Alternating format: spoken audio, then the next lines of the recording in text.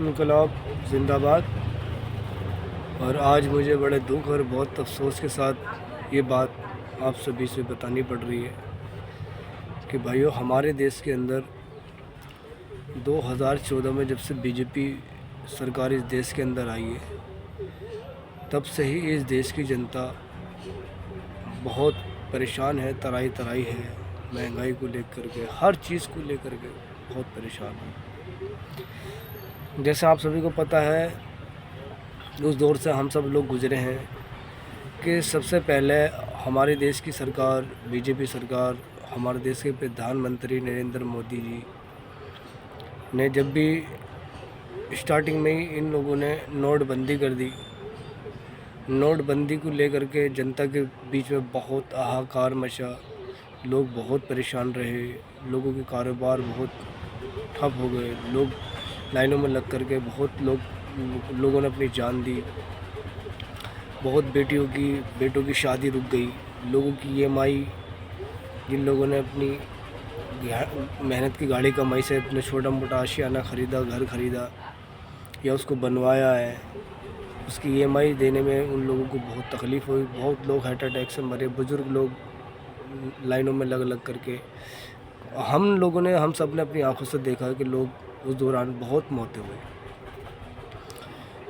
फिर उसके बाद इन्होंने GST लागू किया। GST में भी बहुत लोग परेशान हुए, बहुत लोगों के कारोबार पट हुए, बहुत लोग महंगाई से जूझे और आज तक जूझ ही रहे हैं महंगाई से। और तीसरी बात, हमारे देश के अंदर कोरोना वायरस जैसी महामारी आई। उस टाइम पे भी लोगों ने वैक्सीन की लाइनों में लग करके अपने आप इंजेक्शन लगवाए। और जी ऑक्सीजन सिलेंडर, हॉस्पिटलों का बड़ा बुरा हाल था। हर छोटे बड़े क्लिनिक पर बहुत ज़्यादा हालत ख़राब थी। छोटे छोटे डॉक्टर, जो झोला छाप डॉक्टर हैं, उन लोगों ने मनमानी पैसा वसूला और जी बहुत हालात ख़राब हुए। अब इन्होंने बोला, अब जैसे कि हम सभी को पता है कि आज 2026, 11 मार्च 2026, आज LPG गैस सिलेंडर की मारामार हो रही है, हाहाकार मचा हुआ है देश के अंदर। और जी गैस, पेट्रोल को लेकर के लोग बहुत ज़्यादा पेट्रोल पंप की लाइनों में लग रहे हैं, बहुत ज़्यादा हालत ख़राब है। और इन्होंने बोला था कि अच्छे दिन आएंगे। तो मेरे भाइयों, जब से ये लोग आए हैं, अडानी अंबानियों के, बड़े बड़े उद्योगपतियों के अच्छे दिन आ रहे हैं। मीडियम क्लास का इंसान, डेली वेज के कमाने वाला इंसान बहुत दुखी है, बहुत परेशान है। हर एक इंसान का कारोबार बंद हो गया है। नौकरी चकारी भी लोगों की छूट रही हैं, नई नौकरियां मिल नहीं रही हैं। पढ़ाई को लेकर के बहुत ज़्यादा महंगाई बढ़ चुकी है। पेरेंट्स अपने बच्चों को पढ़ाएं तो पढ़ाई कैसे, हर चीज़ में बहुत ज़्यादा महंगाई हो रही है। और अच्छे दिनों की नई लाइन, अब की बार गैस के लिए कतार। ये अच्छे दिनों की नई लाइन है, अब की बार गैस सिलेंडर की कतार, पेट्रोल पंप की कतार, जैसे कि हम लोग देख ही रहे हैं। और भाइयों, ये हमारे देश की जो सरकार है, बीजेपी सरकार, मैं आपको खुले शब्दों में कह रहा हूँ, ये 2014 से जब से इस देश के अंदर आए हैं, ये सरकार चलाने में विफल रहे हैं। इन्होंने सरकार चलाई है बस हिंदू मुस्लिम के नाम पे, मंदिर मस्जिद के नाम पे और जी जात पात के नाम पे। इन्होंने कभी रोज़गार की बात नहीं करी, इन्होंने कभी अच्छे स्कूल की बात नहीं करी, इन्होंने अच्छे हॉस्पिटलों की बात नहीं करी। इन्होंने हमारा देश आगे कैसे बढ़े, डेवलप कैसे हो, स्ट्रक्चर हमारे देश का कैसे सही रहे, लोगों को रोज़गार कैसे मिले। जो आज हमारे हर विभाग में खाली पद पड़े हुए हैं, उन पदों को भी नहीं इन्होंने आज तक भरा। लोगों की नौकरियां, मतलब लोग रिटायर हो जा रहे हैं, पर नई पोस्टिंग हमारे देश के अंदर नहीं। उससे क्या ना, हमारे देश का युवा जब डिग्री करके लाइन में लगता है और पता चलता है कि मतलब पेपर लीक हो गया, तो बहुत तकलीफ़ होती है, उसका हौसला टूट जाता है, उसकी हिम्मत टूट जाती है, उसके सपने बिखर जाते हैं कि क्या मैंने इसी दिन के लिए ये डिग्रियां हासिल करी, इतनी पढ़ाई करी।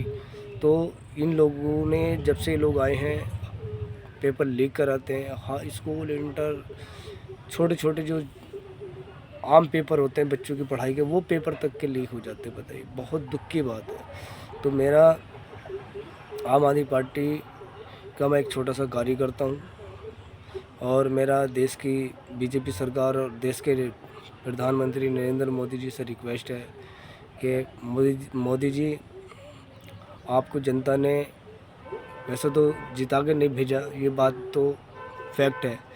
आप जिस तरीके से भी जीते हैं वो आपको भी पता है और जनता को भी पता है, पर ये अन्याय जनता के साथ जो आप लोग कर रहे हैं, इसको बंद कर दीजिए प्लीज़।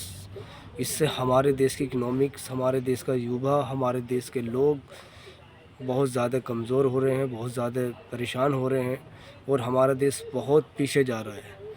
आज के युग में लोग चांद पे जा रहे हैं, लोग तरक्की कर रहे हैं टेक्नोलॉजी के मामले में, और हमारा देश हिंदू मुस्लिम, जात पात, इन सब चीज़ों में नफ़रत, आपस में भाई भाई में नफ़रत पैदा हो रही है। तो इससे कुछ नहीं होगा, इससे हमारे देश का नुकसान होगा, इससे हमारे देश का भाईचारा ख़राब होगा।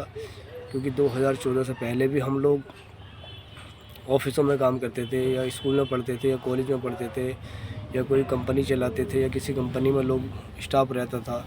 पहले भी लोग एक ही थाली में खाना खाते थे, पर आप लोगों ने हिंदू मुस्लिम करके, मंदिर मस्जिद करके, ये सब इस देश को बहुत ज़्यादा नुकसान पहुँचाया। तो मेरी आप लोगों से गुजारिश है, ख़ास करके देश के प्रधानमंत्री नरेंद्र मोदी जी और देश के गृह मंत्री अमित शाह जी, आप लोगों से मेरा निवेदन है कि प्लीज़ आप इस चीज़ को ख़त्म करिए। और देखिए, आपके बस की अगर देश चलाना नहीं है, तो जैसे कि अभी आपको पता है इजराइल और अमेरिका और रूस में जंग छिड़ी है, उसको लेकर के आप लोगों ने ईरान के बारे में एक शब्द नहीं बोले। खामेनेई साहब इस दुनिया से विदा हो गए, जबकि ईरान ने इंडिया के लिए, हमारे देश के लिए बहुत कुछ किया है, और वो इस देश के लिए बहुत आधी रात खड़ा रहा है। ये इतिहास है, ये गवाह है। और आपने हमारे देश से अभी जो जहाज़ ईरान के जा रहे थे, उन लोगों को अमेरिका ने मार गिराया। ये बहुत दुख की बात है। आपको उनके लिए बोलना चाहिए था कि ईरान का जहाज़ हमारे देश आए थे, और मतलब वो हमसे मतलब मेहमानदारी में आए थे, आप लोग उनको मतलब कोई हानि ना पहुंचाए। तो इतनी बात भी आप कह देते तो तब भी देश के लिए एक अच्छा मैसेज आता। और आज आप तो कहते थे 3 मिलियन अपने देश की इकोनॉमिक्स बनाएंगे, तो मेरे भाई आज 3 मिलियन तो बहुत दूर की बात है। अपने पास तो ना गैस है, ना एलपीजी है, और आधे से ज़्यादा तो व्यापार हमारा दूसरे देशों पर निर्भर है। तो हमारे देश की 3 मिलियन इकोनॉमिक्स कैसे बन जाएगी? 2047 का ये सपना दिखा करके देश की जनता का पागल बनाते हैं, देश की जनता का मूर्ख बनाते हैं। और हिंदुस्तान के हर एक भाई को, जैसे कि हम सब ने बचपन से सुना है, हिंदू मुस्लिम सिख ईसाई हम आपस में भाई भाई, ये लोग सिर्फ हम लोगों को बांटना चाहते हैं। तो मेरा अपने देश के 140 करोड़ लोगों से गुजारिश है, रिक्वेस्ट है, निवेदन है कि भाइयों, हम सब भाई भाई हैं। आप मेरा खून काट लीजिए, आपका अपना खून काट लीजिए, सबका रंग एक ही है। और यही इस देश की संस्कृति रही है, यही इस देश का कल्चर रहा है। हम लोग एक ही हैं। हम लोग किसी पॉलिटिक्स पार्टी के बहकावे में ना करके अपने देश को मजबूत करें, और सभी भाई एक दूसरे भाई के साथ कंधे से कंधा मिलाकर चलें। यही हमारे देश की जीत है। इनकलाब जिंदाबाद, आम आदमी पार्टी जिंदाबाद।